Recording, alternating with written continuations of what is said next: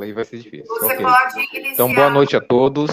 É com muita alegria que nós recebemos essa live de hoje, com a presença das nutricionistas Adalgisa, Gleice, um trabalho coordenado pela professora Zene, com apoio de professores de todas as áreas, né, das outras áreas de conhecimento, educação física, linguagens, ciências da natureza, ciências humanas. Então, desde já, a gente agradece a todos os professores. Saudamos também a todos os pais, todos os alunos que estão nos acompanhando por essa iniciativa em prol de uma alimentação.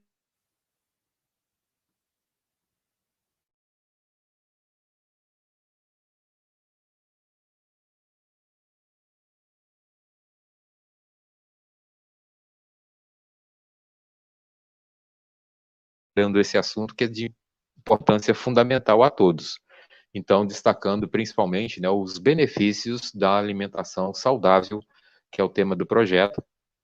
Nós também colocamos, né, dentro do site da Secretaria do Programa Saúde na Escola, como um projeto desenvolvido na escola, eu pedi autorização à Zene, né, então nós também estamos com ele cadastrado na secretaria, na nossa secretaria.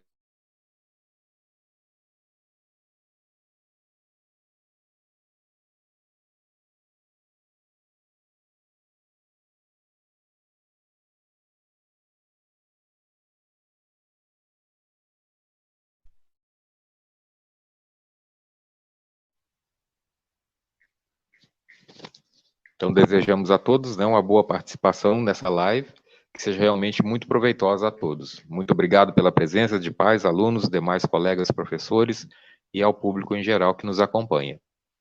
Obrigado, parabéns.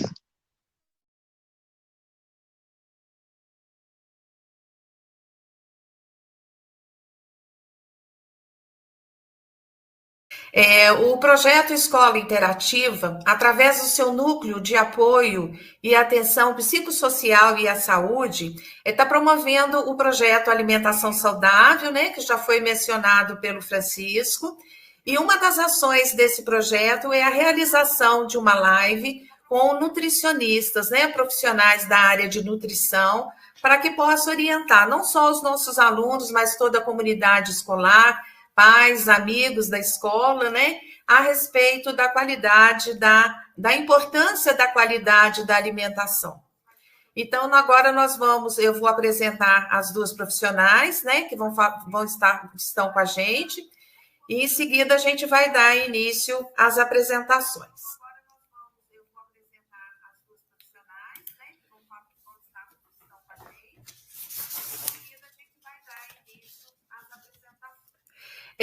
A Gleice Durso, que é graduada pela Universidade Federal de Ouro Preto em nutrição, é especialista em nutrição clínica e fitoterapia pela Universidade Federal de Lavras, e ela presta serviço hoje pela Captamed em Home Care, atendimento clínico no Hospital São Vicente de Paula e na Forma Academia. Ela presta a assessoria também na empresa BH Cestas em Belo Horizonte. A outra profissional que nós temos aqui hoje é a Adalgisa Mori. Ela é também graduada em nutrição pela Unicor, especialista em obesidade e emagrecimento, e atualmente ela trabalha como responsável técnico de merenda escolar da Prefeitura Municipal de Minduri. Ela atua na área clínica e estética em consultório. Então, para dar início às apresentações, eu vou chamar a Adalgisa, que vai falar sobre a obesidade. Seja muito bem-vinda, Adalgisa. Muito obrigada por aceitar o nosso convite.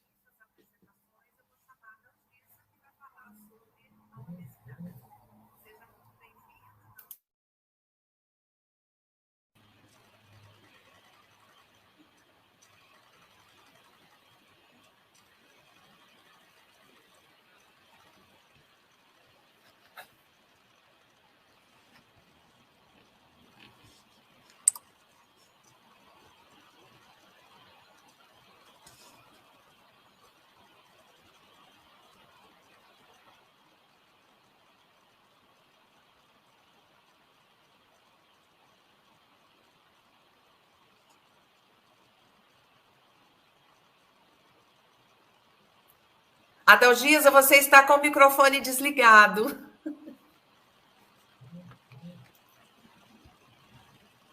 Onde que eu parei, gente? Que eu parei, não. Aonde que eu... Até onde eu falei?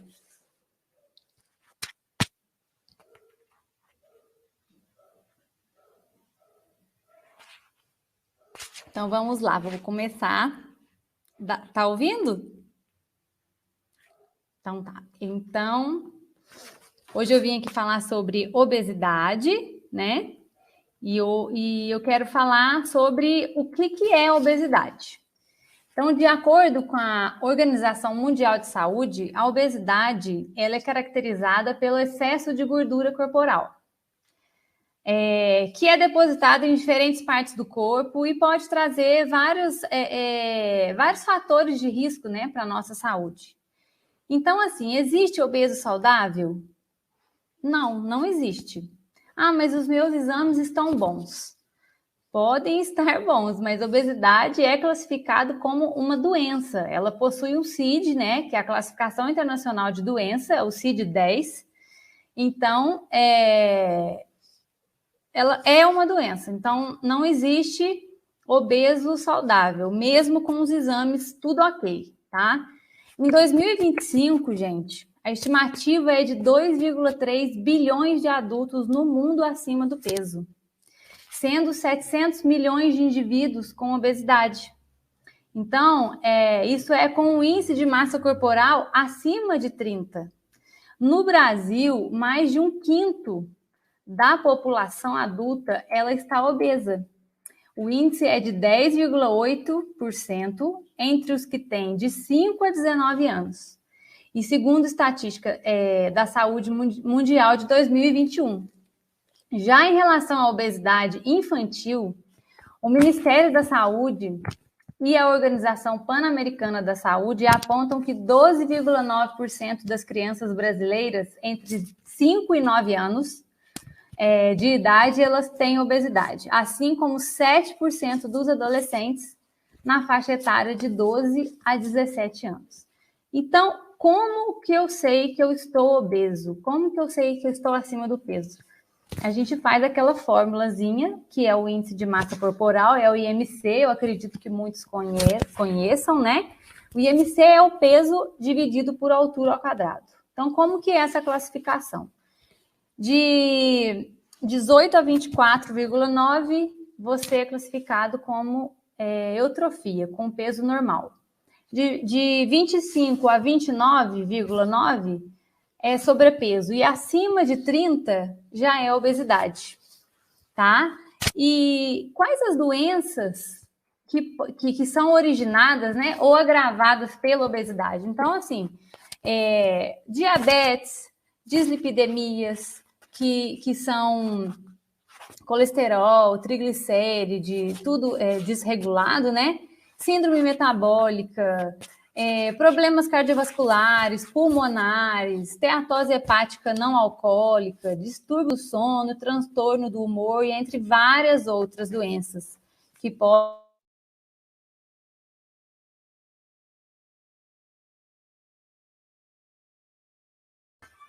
Adalgisa, o som seu fechou de novo.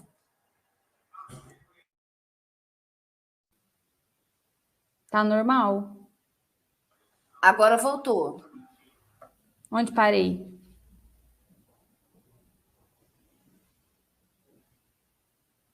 Onde que eu parei? Não estou te ouvindo, Gleice. O seu som está desativado. Adalgisa, você parou na última frase. Então tá. Não estou te ouvindo, Gleice. Bom, então vamos lá. Qual que é o melhor tratamento para a obesidade? Então, por ser decorrente, gente, de múltiplos fatores, isso já dificulta o tratamento. Então, a melhor maneira é trabalhar com uma equipe multidisciplinar. Então, isso inclui médicos, isso inclui nutricionistas, educadores físicos, psicólogos, né? Dependendo do grau dependendo da gravidade. Então, portanto, a obesidade é um fator, é um forte problema de saúde pública E por isso é melhor prevenir desde a infância e adolescência do que remediar no decorrer da nossa vida, né? Considerando que a obesidade ela pode não ter cura, apenas um controle. Tá tudo ok? Tá todo mundo me ouvindo? Sim, tá beleza o som. Tá, beleza. Tá.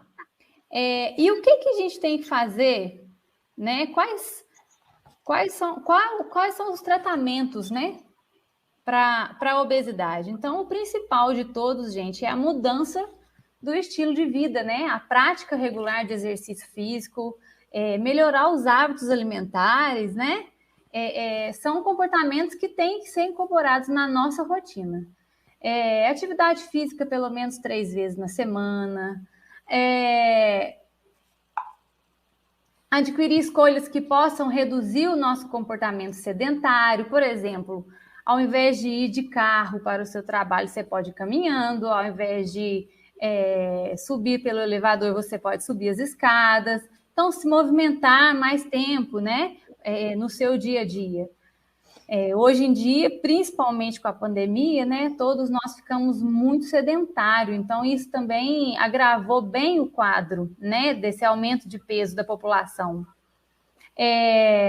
Fazendo também em questões alimentares, o que a gente pode melhorar? A gente pode dar atenção a alimentos in natura, comida de verdade, né, evitar os fast food, evitar alimentos processados, aumentar a ingestão de frutas, de vegetais, cereais integrais, que são ricos em fibras, isso também facilita muito, né?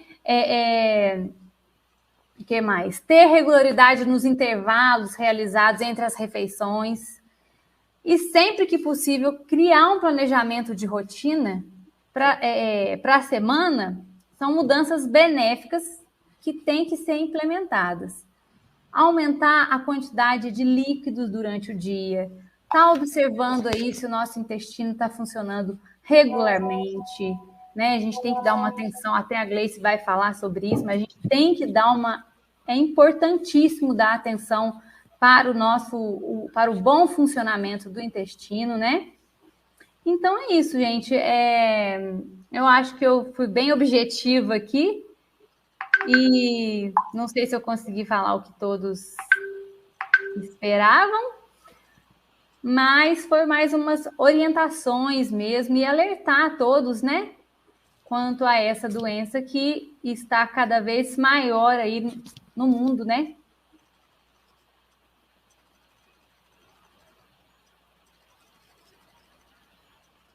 Terminou, Dalzia? Sim, sim. Sim? Passo a palavra para você, Gleice. Então, agora para a Gleice. Então, quero agradecer, né, a essa equipe desse colégio. Não poderia falar não, porque é um colégio que eu já ministrei aula várias vezes, já fiz parte dessa equipe, né? Então, não estou nem em condições, você está vendo, né, Dalgisa? Eu estou com 18 quilos de água no corpo a mais, passando por um processo de saúde meio complicado, muita cortisona, muito medicamento. Então, assim, fica até constrangedor vir falar como nutricionista, né? Imagina! A aparência que eu tô, né? Mas eu acho que o que importa é o conteúdo, né? Isso, com certeza. Isso é um processo que já está passando, enfim. Vamos lá. Eu escolhi um tema bem atual, porque, assim, eu não sei se com você está acontecendo isso, mas no consultório está aparecendo muito. E a estatística mundial também está muito alta em relação às intolerâncias alimentares, né? Esse problema, assim, está muito constante. E está tendo vários estudos, várias pesquisas sobre a flora intestinal. Há um tempo atrás, eu já me formei há 30 anos quase atrás, a gente nem falava, sabe, em flora intestinal, era um assunto, assim, que não era dado importância. E hoje a gente vê, né, que até a medicina chama o intestino como o nosso segundo cérebro, né, porque ele produz até os neurotransmissores independente do cérebro, né. Então, quando há o desequilíbrio nessa flora intestinal, são várias patologias que ocorrem, que afetam não afeta somente ali o intestino. E o que eu vejo muito são as pessoas reclamarem, porque eu tenho muito gases, muita cólica, estufamento, abdômen alto, diarreia, constipação, enfim, todos esses aspectos intestinais. E ela leva por uma simples, porque eu comi alguma coisa e vai passando e continua tendo problema. De eu ter paciente reclamar que tem 10 anos que tem isso, que fica até constrangido, porque às vezes, devido à grande flatulência, passa vergonha. E eu comecei a pesquisar bastante em relação a isso, e várias vezes eu envio para o gastro, não dando nenhuma doença realmente, né, crônica intestinal, como uma doença de Crohn, uma síndrome do intestino irritável, de verticulite, coisas assim. A gente começa a pesquisar. E o que mais está acontecendo são essas intolerâncias alimentares, né? E quando a gente fala do sistema digestório, a gente sabe que é o sistema que ele tem milhões e milhões de bactérias, vírus, né? Fungos, enfim, mais do que células. Então, a digestão, que já começa na boca, no nosso péssimo hábito de não mastigar, né? O povo não mastiga, a gente engole comida, né? Eu sei porque eu passo muita vergonha. Toda vez que eu vou no restaurante, alguém em casa, eu sou a última a sair da mesa. A que menos põe comida no prato é a última a sair da mesa. Então, eu vejo que não tem realmente esse hábito de se mastigar o alimento. Não dá um valor a isso. E a gente sabe que até enzimas digestivas estão, né, na boca. E a partir do momento que esses alimentos entram no intestino e não entram na forma correta, eles não estão digeridos, o que acontece? Além deles carrearem bactérias patológicas, eles se agregam ali na parede intestinal, onde eles vão lesando, né, a permeabilidade lá intestinal, abrindo mais caminho para bactérias patológicas. E diante desse quadro, o que acontece? Não só o intestino é afetado, como você estava falando, a obesidade é afetada diretamente. Quando a nossa flora intestinal está problemática, a nossa tendência é aumentar peso. As dislipidemias todas as doenças não transmissíveis são afetadas. Doenças cardíacas, diabetes. E como eles independente do cérebro, eles têm seus neurotransmissores, eles produzem os hormônios também. Inclusive a serotonina, por exemplo, que aí vai diminuir, né? A gente está numa época de muita depressão, ainda mais com essa pandemia, né?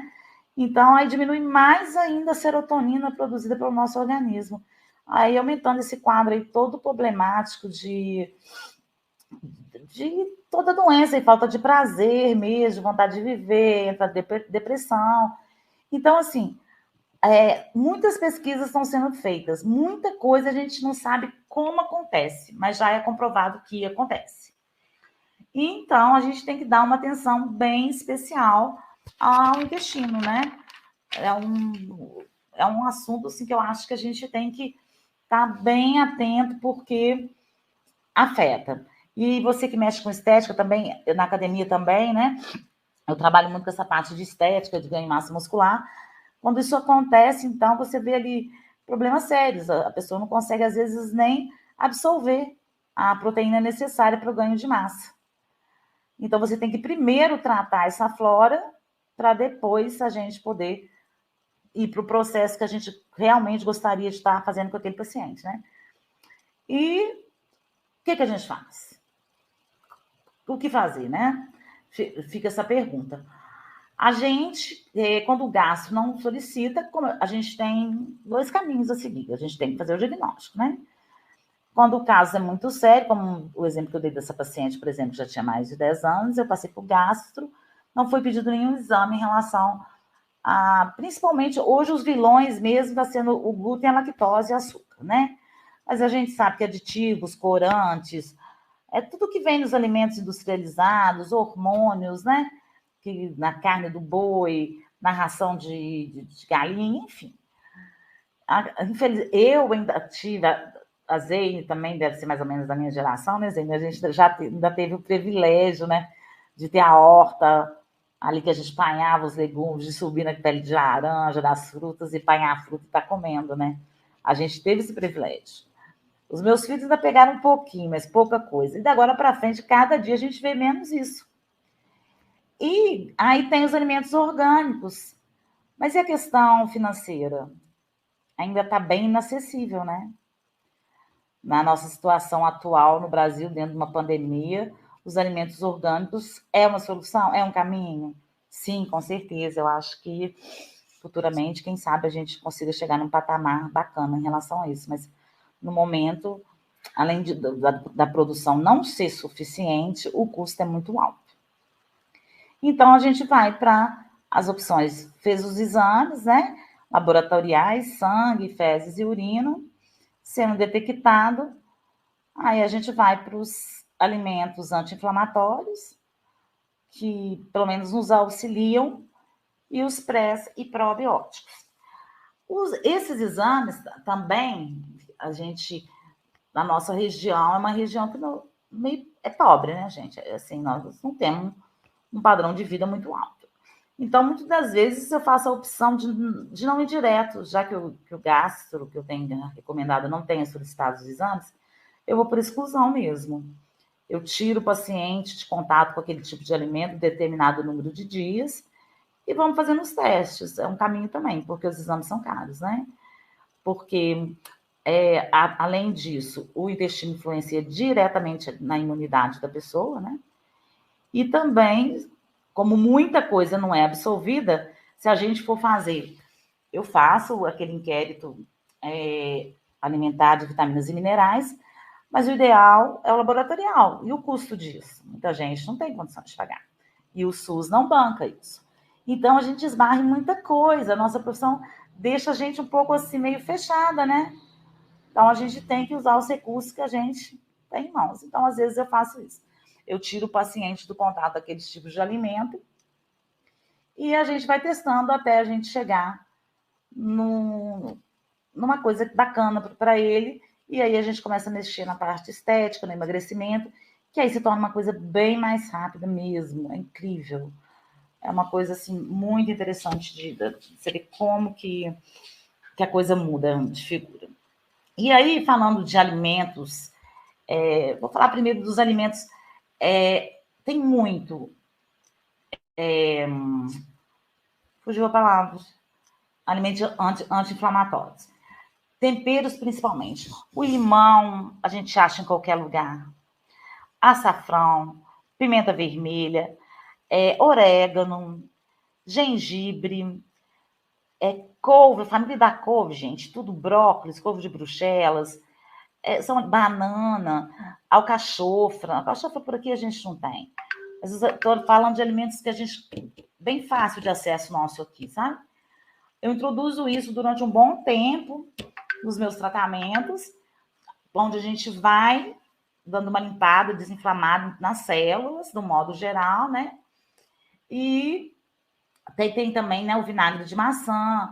Eu vou fazendo uma troca com esses tipos de alimento e a gente, deixa eu ver se estou esquecendo, tem uma colinha aqui. Porque quando é ao vivo, tudo acontece, né? Então, assim, pra gente tem algumas frutas também, a uva, o kiwi, que a gente tem acesso aqui também, é muito bom. O brócolis, alho, cebola, que é coisas assim do nosso dia a dia, a gente tem esse hábito, né? Então, vale a pena a gente fazer uma alimentação desse tipo, né, anti-inflamatória, junto com os prés e probióticos. Aí, assim, falando bem curtamente, para ficar bem, o que seria o pré-biótico? Seria a alimentação das boas bactérias do intestino, né? Então, isso aí entra todos esses alimentos que eu falei, tudo cereais integrais, como pré-bióticos, tá? Que eu estou falando agora, os alimentos pré-bióticos. E, então, esses alimentos, eles seriam como se fosse o alimento. Então, leites e derivados, e acaba caindo couve, toda a família da couve, brócolis, cereais integrais, dessa forma, prestando atenção, porque quando a gente fala leites e derivados, o povo vai lá na primeira padaria e compra aqueles Danone cheio de açúcar, aditivo, corantes, não é isso que eu estou falando. Deixando claro que é aquele alimento mais natural possível, mas sem, né? Porque a gente está com um problema, nós temos que solucionar esse problema. E açúcar, corantes, aditivos, são os causadores do problema que a gente está querendo evitar, né? Então, tem que ficar bem claro isso, porque quando a gente passa uma dieta, a primeira coisa que acho que é Danone, né? Eu nunca usei leite, eu não uso leite. Eu sempre falei, eu sigo o Frederico Preti há muitos anos, não sei se você conhece, já ouviu falar do Frederico Preti, Adalgisa? Ele é um dos nutrólogos mais famosos. Ele passa 6 meses do ano na parte oriental do mundo e 6 meses na parte ocidental. Eu tive o privilégio de saindo da faculdade, de fazer um teste e fazer 6 meses de graduação, especialização. Especialização não, um curso com ele, sabe? Nossa, o cara é muito bom. E ele fala que leite é para criança e para bezerro. E eu concordo. Todos os problemas que eu tive lá em casa, meu marido tinha uma diverticulite, a família inteira dele, do pai ter morrido por essa questão. Foi tirar o leite, nunca mais. Eu falo isso em certos lugares, eu apanho, hein? Cidade de fazendeiros, neta e filha de fazendeiro e mulher de fazendeiro, é complicado falar isso, mas na minha casa é muito raro entrar leite. Até os bolos fitness que eu faço, eu só uso leite de oleaginosa, da fruta coco, é tudo leite vegetal. Eu praticamente não uso, tá, gente? Mas isso, assim, sou eu. Tem gente que briga comigo, mas é o que eu estudei, é o que eu aprendi e eu tenho certeza na prática. Eu vivo isso na prática. Então, seriam esses os pré-bióticos. E os probióticos também são micro-organismos vivos, né? Que aí eles são usados para tratar aquela flora que não está legal e vai estar aumentando a flora saudável, né? Porque são micro-organismos vivos, eles vão se desenvolver e aquela flora doente vai sendo... Eles vão espantando, eles produzem toxinas que matam as bactérias patológicas e, com isso, as bactérias intestinais vão aumentando, porque estão sendo bem alimentadas, e a flora volta a ficar bem.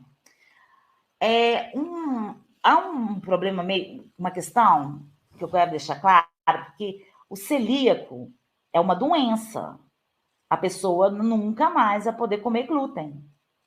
Ele só vai ter cura. Não tem medicação para celíaco. Não tem um remédio para tomar. A única coisa é realmente nunca mais ter acesso a alimentos à base de trigo, cevada e centeio.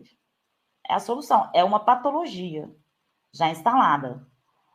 Agora, a intolerância, você fazendo um tratamento adequado, no devido tempo, tem solução ao problema. A flora intestinal de cada pessoa é uma. Ela começa a ser formada no parto e ela fica pronta até 2, 3 anos, ela já está totalmente pronta para o resto da vida. Mas é diferente. Uma pessoa não tem a flora igual, é como se fosse uma identidade, tá? Cada pessoa tem a sua flora intestinal de acordo com peso, com genética, com hábitos alimentares, com fatores externos, enfim. Então, quanto tempo que vai ficar sem comer, como que vai ser reintroduzido, isso é uma questão muito individual, tanto em relação ao glúten quanto em relação à lactose, enfim. O açúcar é um problema também realmente muito sério, em que é difícil. As pessoas que realmente têm o hábito do açúcar, é muito complicado. Eu estou falando porque eu adoro cozinha. Eu tiro um dia por semana para cozinhar. Eu faço produtos fitness. Eu faço os bolos, tortas.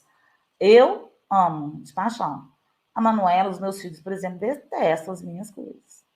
Eu tenho muito cliente, entendeu? Mas muita gente, assim, que os maridos deram cesta de presente, que eu fiz... Amigas minhas, nossa, que doce horrível, que coisa horrível. Então, tirar o açúcar é muito cultural, né? A nutrição é uma coisa muito cultural, né? É muito hábito. Então, assim, a nutrição ficou muito tempo apagada, tá voltando agora com força total. E eu acho que agora somos nós, nutricionistas, que temos que, né, tá aí estudando mesmo e mostrando e ficar em cima mesmo dessa meninada e deixar claro como fazer e o que não fazer, né?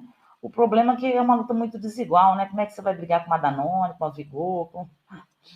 Então é complicado, a gente tem que ir mesmo para a educação e tentar tudo que a gente for convidado a participar mesmo, ir para o YouTube, para estar fazendo, para as pessoas estarem entendendo realmente que a gente é o que a gente come, né? Então, o que a gente vai ter no futuro, as doenças que nós vamos ter no futuro, igual você falou, obesidade é uma doença e ela vai causar outros tipos de doença. Então, é um ciclo, uma coisa vai levando a outra, que vai levando a outra, que vai levando e vai puxando. Então, é muito complicado. E aí a gente tem os probióticos, né? Os mais conhecidos, geralmente, é um vegetal que faz o processo de fermentação. Eu nunca fiz, tá? O kefir é um dos mais famosos que a gente vai falar, né? A gente já encontra grãos de kefir nessas lojas de produtos naturais. Até ia ver aqui na Juliana, Zene, mas passou, eu lembrei, já estava fechado para trazer para mostrar, mas também não sei se tem, não procurei. Tem o chucrute, que é a base do repolho. Tem a kombucha, né? Que ela é feita a partir do chá verde ou do chá preto. Tem o kush. Gente, eu para pronúncia de qualquer língua, eu sou péssima, viu? Eu falo o escrito, porque, sinceramente, a minha pronúncia é terrível. É uma mistura de vários vegetais, rabanete, repolho, cebola, gengibre, alho, e aí no processo de fermentação, tem muita gente que produz até em casa mesmo, sabe? E vários lugares e cidades maiores a gente já acha em casas de produtos naturais ou nesses... que tem nesses grandes mercados, sabe? Mercado Central, a gente já acha. Agora também é uma coisa muito complicada, a gente tem que saber a procedência exata disso, né? Porque é muito fácil de contaminação. Então tem que ser um produto que você tenha total confiança em adquirir. E a gente tem aqueles lactobacilozinhos que a gente compra, Yakult, que falam, né? Yakult, eu acho. Que também, no último caso, aqui em São Vicente, quando eu não tenho, eu utilizo o Yakult. Então, a nutrição é isso, né? É um processo que eu acho que a gente está agora em alta e que a gente tem que lutar mesmo para estar passando, para as pessoas estarem entendendo, porque igual você falou, se a gente consegue prevenir, a pessoa vai ter uma saúde, um ganho muito maior. A questão eu trabalhei na saúde pública também aqui em São Vicente. É outra coisa, é muito pouco espaço para nós, a gente é muito pouco valorizado, porque não tem ideia do quanto a prevenção vai economizar em termos de medicação, de internação, de sofrimento mesmo da pessoa, né? Então, eu acho que é a hora da gente estar aí mostrando a cara e fazendo um trabalho legal em cima disso aí. Ficou alguma dúvida, gente? Tem alguma pergunta?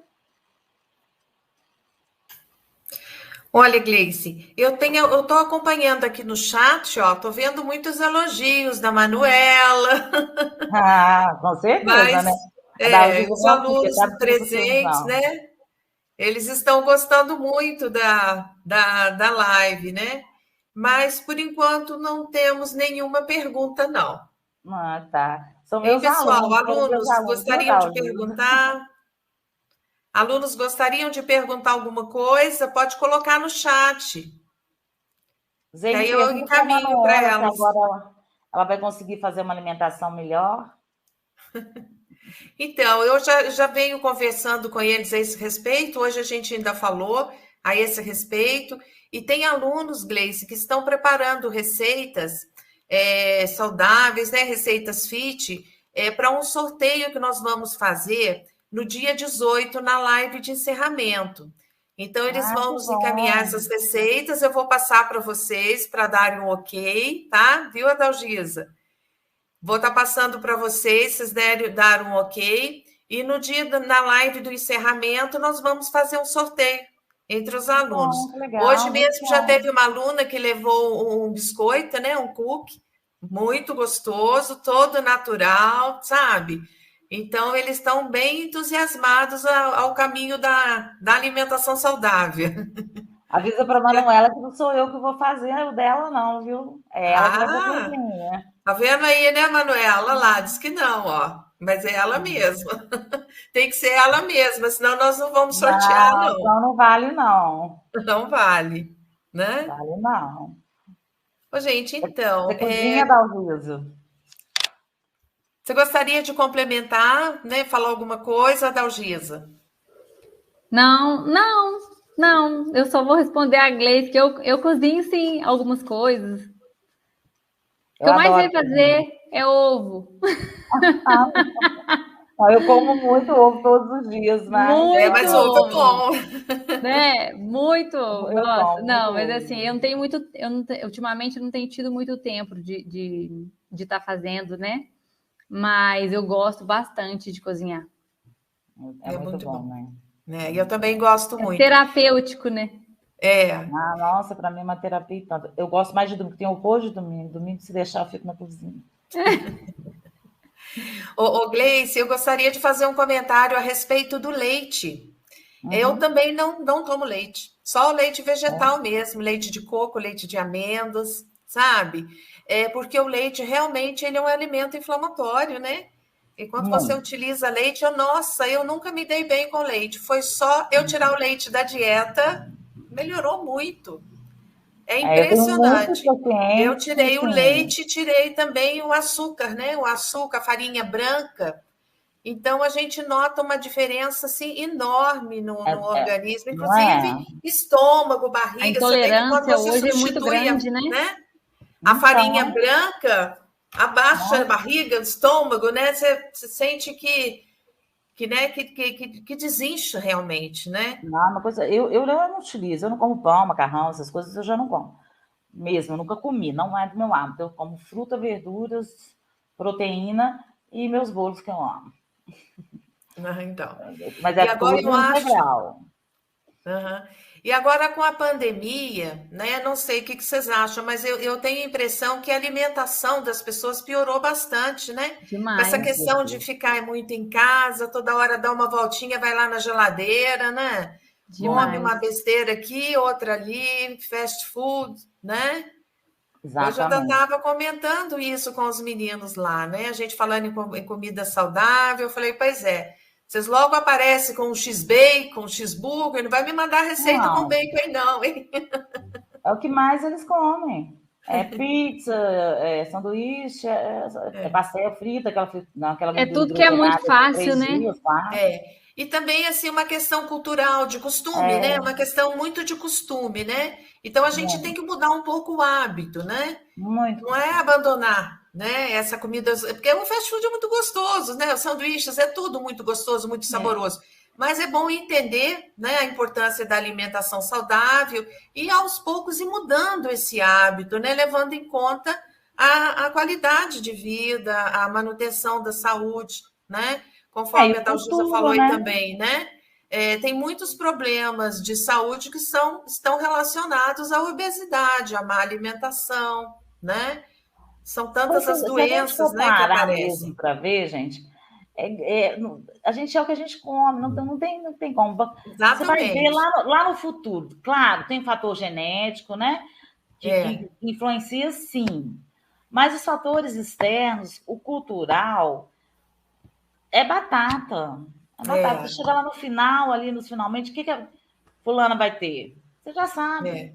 Você já sabe de cara, você sabe a conta chega para todo mundo. Eu falo que é o mesmo caminho. Não tem outro caminho. É o que eu falei. Você vai fazer uma cirurgia estética ou uma cirurgia mesmo bariátrica, talvez. Mas o caminho é esse: é alimentação, atividade física, né? Você não consegue fugir disso. Não, realmente. Não consegue. Né? É claro que os processos hormonais, distúrbios hormonais, que aí é outro caso, né? Mas mesmo assim, você tem que seguir esse caminho. Tem, mas eu tô querendo dizendo assim, acontece, né? Igual o momento que eu tô passando hoje, assim, é constrangedor para mim tá fazendo essa live, ou em alguns lugares, que todo mundo sabe que eu sou nutricionista, eu sempre fui muito magra, né, Zé? E de repente, 18 mas não se água... Não, mas é muito peso, é muito desconfortável. E outra coisa, eu não entendo. Não entendo como alguém pode ser gordo. Agora que eu assim, gente, uma coisa assim. Eu choro de raiva, tem hora. Tanto que eu não consigo agachar. Eu sempre pulei para pegar as coisas, sempre subi, descia, fiz a coisa assim. Gente, que horror.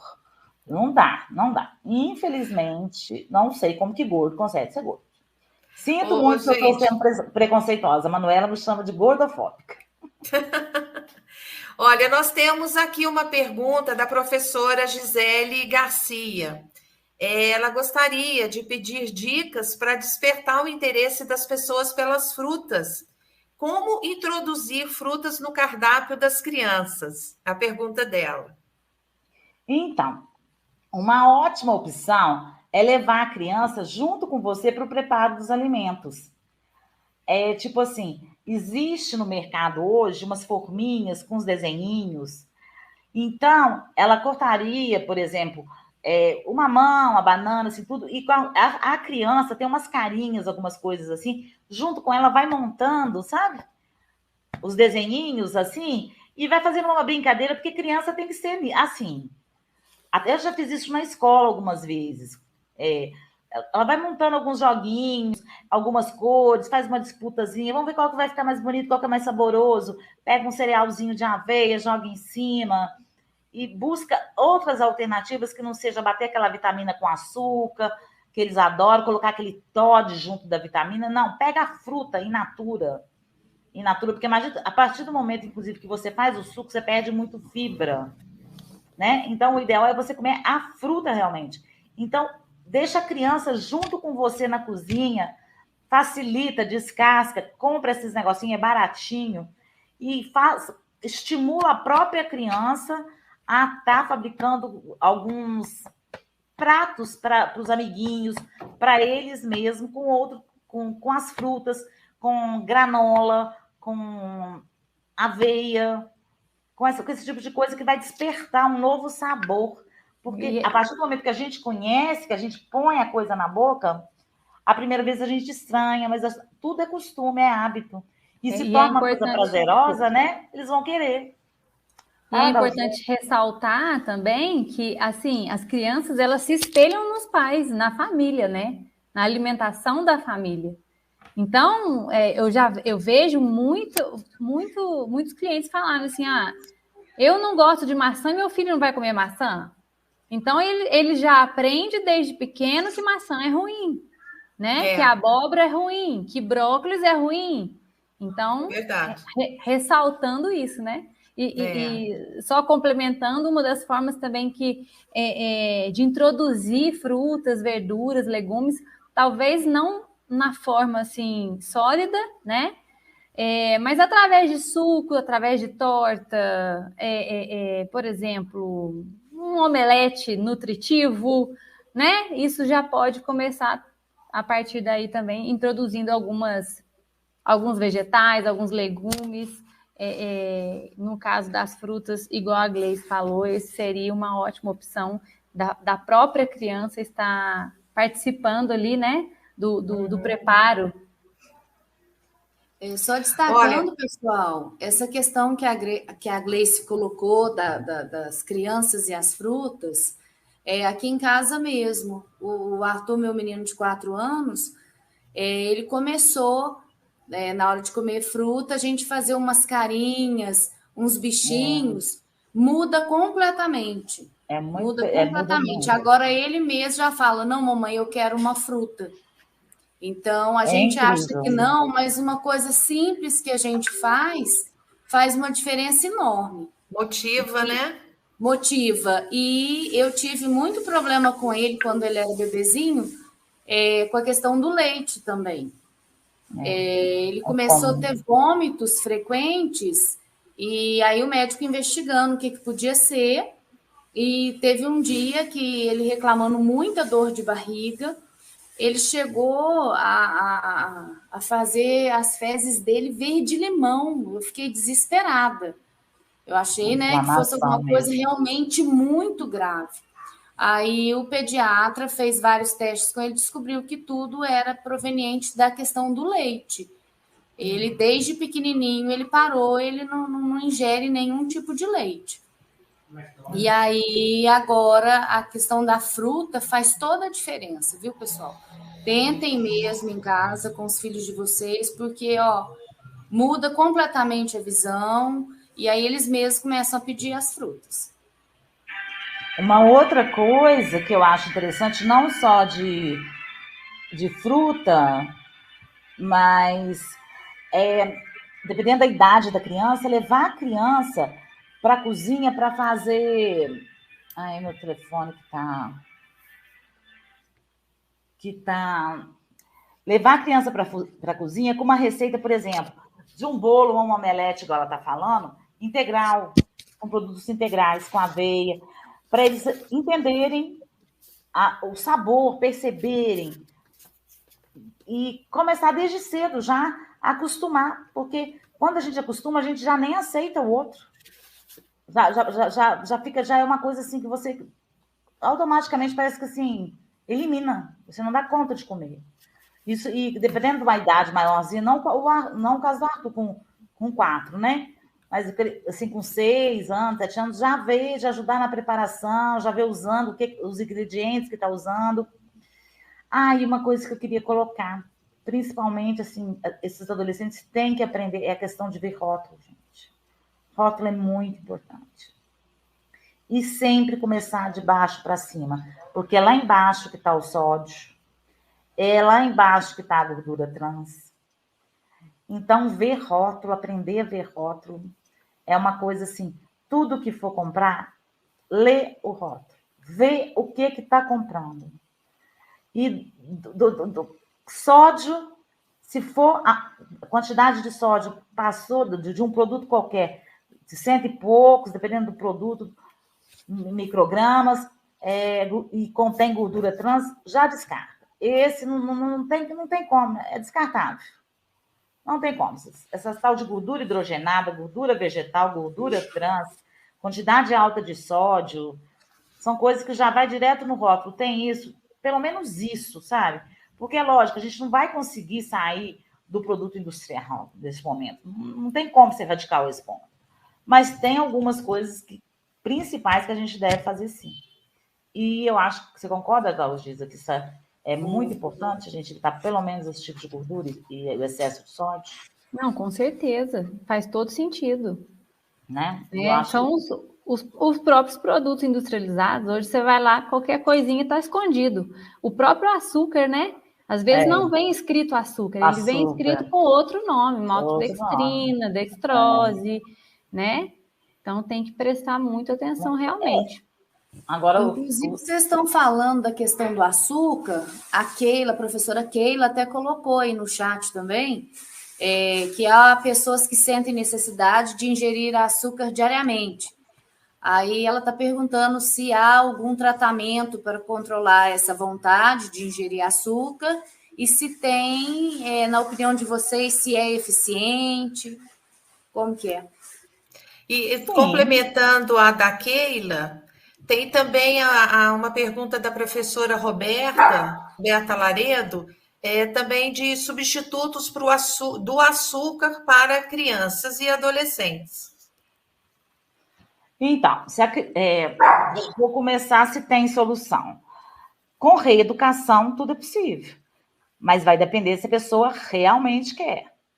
Primeira coisa que eu faço, não sei se dá hoje esse mesmo procedimento, eu tenho um questionário onde ela vai me responder, vai me enviar, e eu vou estar avaliando se ela realmente tem essa dependência ou não. E como qualquer outra dependência, é um tratamento. E a pessoa tem que realmente querer. Porque é viciante, sim. É uma droga, sim. E vicia mesmo. A opção que a gente dá a pessoa própria, quando está em tratamento, a gente dá algumas receitas com algum açúcar, com xilitol, com estévia, com... sucralose, que são os menos piores, né? Mas não tem, é vício. Não tem que ser tratado. E a gente aconselha o que a gente deixa, que tem seus certos benefícios, eu pelo menos faço isso. é o chocolate 70%, para estar aliviando, para estar dando aquele up, né, do açúcar e tal. Mas é um vício e tem que ser tratado e tem solução. Mas a pessoa tem que querer. Deixa eu só complementar você. Pode falar, pode terminar. Não, né? depois eu ia falar da criança. Não, então, uma das coisas que eu costumo dizer é que o açúcar, gente, é muito hábito, tá? O nosso paladar está acostumado com o doce. Então, uma das coisas para melhorar isso aí é você estar experimentando coisas amargas. Então, quando a gente começa a consumir coisas amargas, o seu paladar já vai aceitando isso. Então, assim, mas eu consumo açúcar demerara, ou então mascavo, ou então de coco. É tudo açúcar. É tudo a mesma coisa. Então, alguns, né, uns são mais nutritivos do que o outro, porém, o efeito é o mesmo, o valor calórico é o mesmo, mas essa questão também, por exemplo, café sem açúcar. Se você fizer um teste 5 dias tomando café sem açúcar, depois você já não consegue mais tomar café com açúcar. Aconteceu comigo, Adalgisa. É uma questão de costume, é hábito. Então, o açúcar mudança de hábito mesmo. É reeducação, não tem outro caminho. Com certeza. Eu de tomar café com açúcar no começo, eu senti muita diferença. Demorou um pouco para eu acostumar. Mas hoje eu tomo café sem açúcar tranquilamente. E quando eu, às vezes, estou na casa de alguém que vai tomar um cafezinho já adoçado, né? Eu não consigo tomar direito, eu acho que está doce demais. Está muito Realmente, doce, né? O açúcar é um costume, é um hábito, né? Mas se torna um vício. Se torna um vício. Tem pessoas que são viciadas mesmo, que é um processo mais demorado de sair. Então, a gente tem que fazer um trabalho mesmo de reeducação alimentar e a pessoa tem que querer. E deixar comer o chocolatinho 70%, eu amo. Esse eu ainda não acostumei muito bem, não. Adoro. Ainda não. Agora, a questão da criança... Pode falar, desculpa. Não, eu vou falar da criança. Quando você come um chocolate 70%, você não quer repetir. Se você come o ao leite, você quer repetir. Come a caixa